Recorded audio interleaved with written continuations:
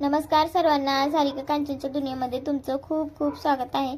आता माझे व्हिडिओ जरा थोडे विस्कळीत होत आहेत कारण मी माहेरी आहे। तर तुम्हाला तर माहितीच आहे मी माहेरी आहे त्याच्यामुळे। तर इथं बघू शकता आम्ही सगळे, बघू शकता तुम्ही हे त्याचं जुनं टाईप भेटले तर किती खुश झालाय तो।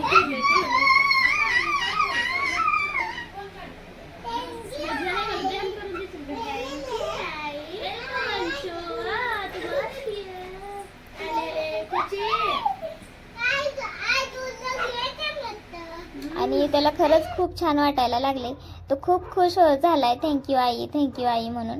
तर हे त्याचं जुनं टॉय आहे आणि त्याला बघून खूप छान वाटतंय। तर मग मस्तपैकी आईने इथं वांग्याची भाजी बनवली होती, भरलं वांग। आमच्या इकडे चिंचणीला जाताना ना असं भरलं वांग केलं जातं, यात थोडं पण पाणी नाही टाकलं जात कारण ते वांग तिकडं न्यायचं असतं ना, मग त्यामुळे ते पाण्याचा अंश राहिला की ते खराब होण्याची शक्यता असते। त्यामुळे मग आईने सेम टू सेम वांग बनवलं होतं कारण यात्रेला जाते वेळेस मी नव्हते, त्यामुळे मी तिला म्हटलं मला बनवून द्यायचं, तर तिनं बनवलं होतं तर माझ्यासाठी। आणि हे बाबांचं आणि अंशूचं रोजचं रुटीन असायचं, तर सकाळी सकाळी रोज दूध आणायला जायचं त्यांच्यासोबत डेअरीमध्ये। तर खूप खुश असायचा, त्याला खूप छान वाटायचं जायला आणि आई पप्पांना पण खूप छान वाटायचं आम्ही सगळे आल्यावर, नाही तर ते दोघेच घरी असतात। तर आता थोडक्यात मी माझी फॅमिली इंट्रोड्यूस करते तुमच्यासोबत। तर माझे आई पप्पांना दोघेच गावी असतात। माझा भैया आहे तो फोटोग्राफर आहे, पुण्याला असतो, त्याचं स्टुडिओ आहे पुण्याला। आता बऱ्याच वेळा व्हिडिओमध्ये मी सांगत असते आमचं मकर संक्रांतीचं शूट आणि वटपौर्णिमेचं शूट वगैरे पण त्यानंच केलं होतं। तर आई पप्पा माझे ज्वेलर्समध्ये असतात पंढरपूरला, म्हणजे सोन्याचं दुकान आहे तिथं।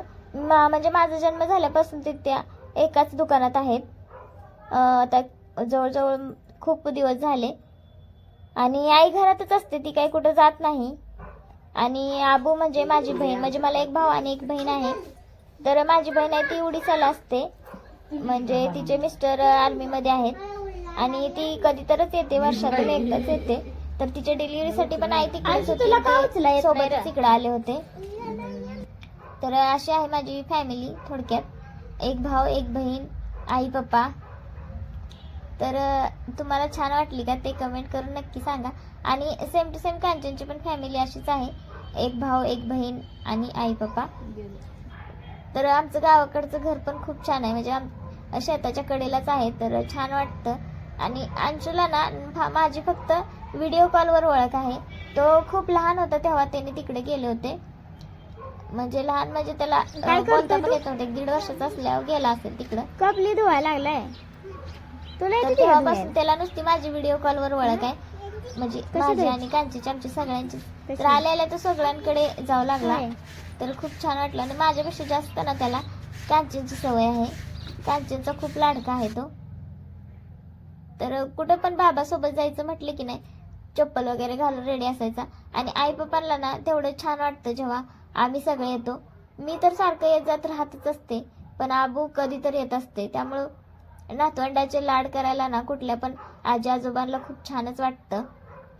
तर पप्पा त्याला इथे शूज घालायला लागलेले आहेत आणि त्याला घेऊन गावात चालले, तर पप्पांना पण खूप छान वाटायचं। आणि पप्पा जर चालले ना तर तो त्यांना जाऊ पण नाही द्यायचा, बाबा मी येतो। तर असं होतं आणि खूप मस्त वाटायचं जेव्हा मी पप्पाला आणि अंशूला बघत होते तेव्हा, कारण पप्पा आमचे ना जास्त कधी असे घरात नसायचेच, म्हणजे ते कामावरतीच असायचे आणि लहान मुलांसोबत खेळायला त्यांना बघून ना खूप छान वाटलं। तर हा फॅमिलीवाला व्हिडिओ कसा वाटला ते कमेंट करून मला नक्की सांगा। बाय बाय, भेटूया आपल्या नेक्स्ट ब्लॉगमध्ये।